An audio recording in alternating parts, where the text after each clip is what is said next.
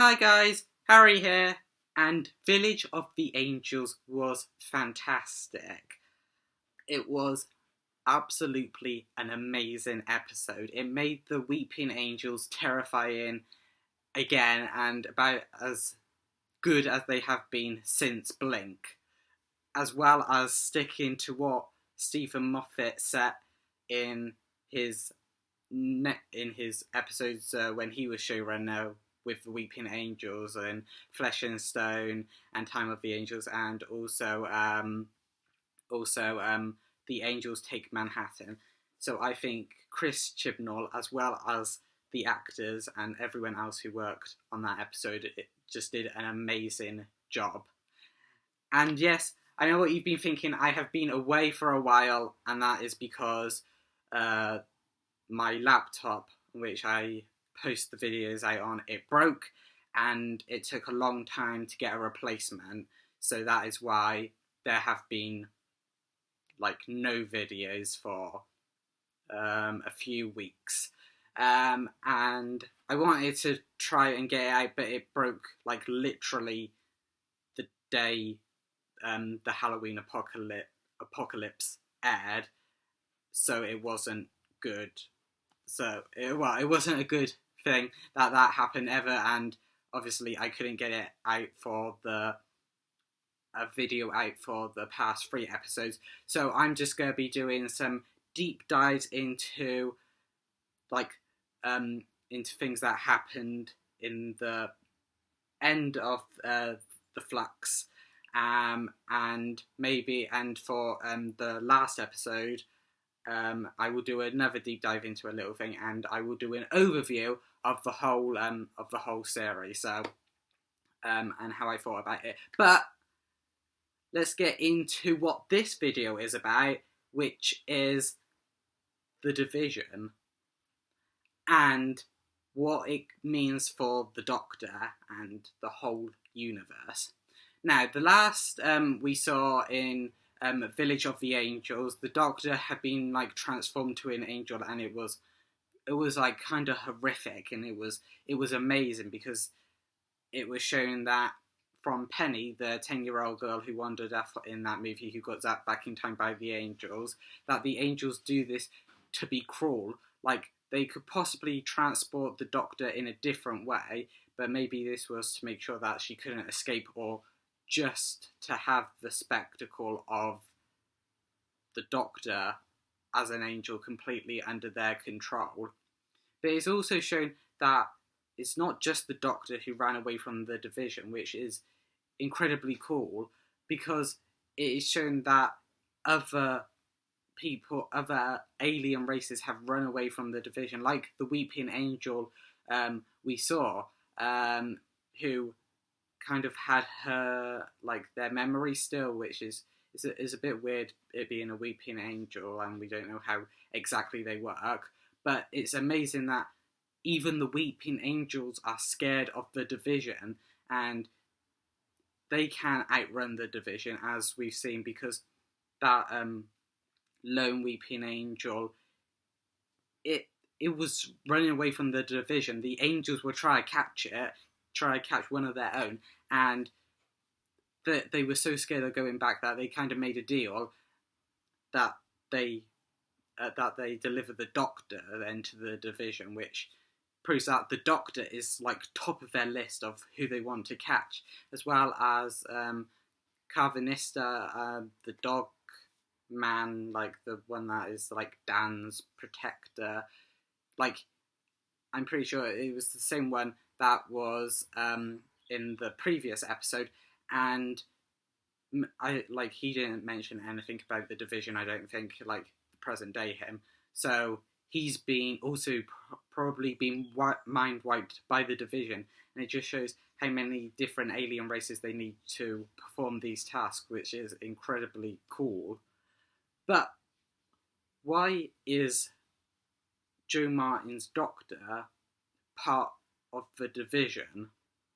Because we saw Jo Martin's Doctor back in series 12, and obviously it was kind of a lot of things in it because there was Captain Jack, the Lone Cyberman, and then Joe Martin's Doctor. So it kind of got a bit like overstuffed. Fugitive of the Judoon, like as with the Judoon in it as well. But it was a pretty cool episode. But then it was revealed that she is the Doctor, and then in the Timeless Child, and obviously in the Flux, it's been revealed that she is a past incarnation of the Doctor who was working in the Division.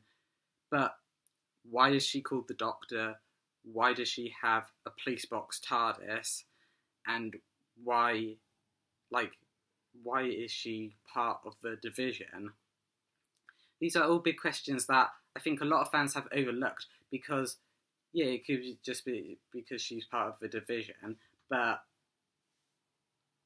I mean, why does she have a TARDIS? Why does she have the name the Doctor? These have been explored in the show, of that this is specific for the first Doctor, and then obviously the incarnations followed him directly, so that's why it all blended in together. But why is she called the Doctor? Because as we learned from the name of the Doctor in Matt Smith's era, it was explained heavily by Matt Smith's Doctor, especially to Clara, who was like the audience surrogate asking questions, that the Doctor, this is the name he gave. Never be cruel, never be cowardly.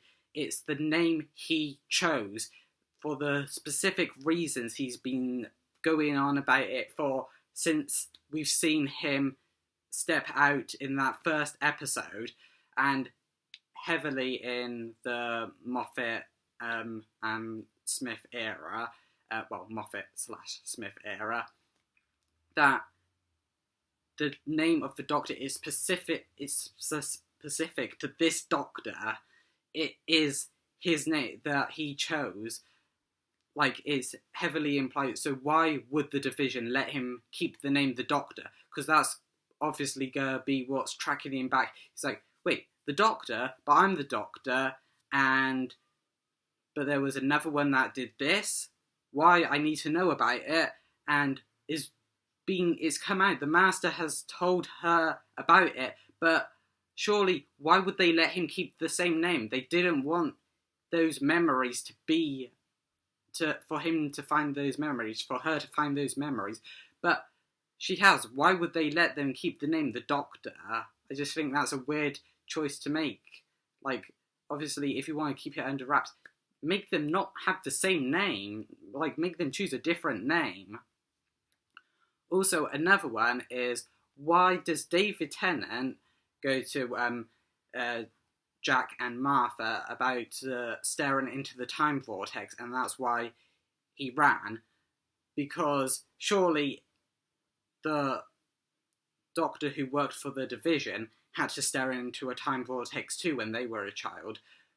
But why didn't that Doctor run away, freak out, do something?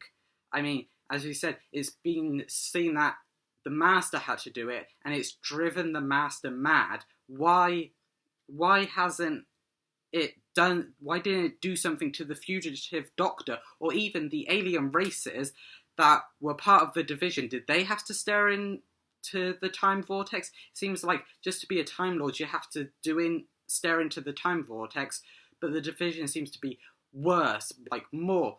So why didn't they have to stare into the time vortex? Why didn't it freak them out? Why haven't we heard something about a different alien race? It doesn't even have to be a Time Lord or anything to do with the Doctor. Now, they had to stare into it to be in the Division, that they were chosen to be in the Division. Like, why didn't something happen to them? Why haven't we heard that? And it's possible that they didn't have to, but I just think that's something that's so integral to the Time Lord's path. Like, why didn't that happen? And why does Jo Martin, her Doctor, why does she have a like a police box TARDIS, a police telephone box TARDIS? Because, yeah, it could be a coincidence, but really the minds behind Doctor Who, I don't think they would do that, because, as the Doctor said, never ignore a coincidence. So take your own advice, Doctor Who. The Doctor, this is not just a coincidence. It was planned. But why? Because we know that they obviously stole a different TARDIS. The first Doctor is seen stealing a TARDIS and running away in the name of the Doctor. But why? I mean, why make them have that TARDIS, have it as a police box?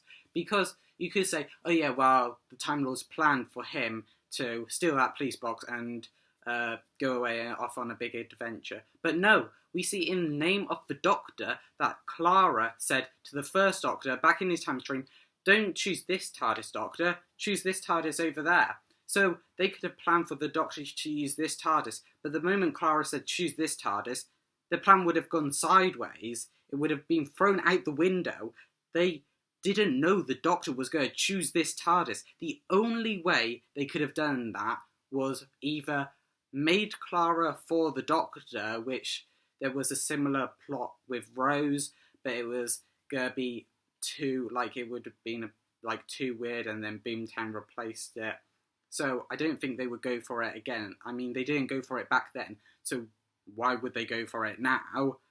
Or they planned that moment, but even the Doctor didn't know this was happening. Even the Great Intelligence, which was the person who put this into play, didn't know that this was going to happen.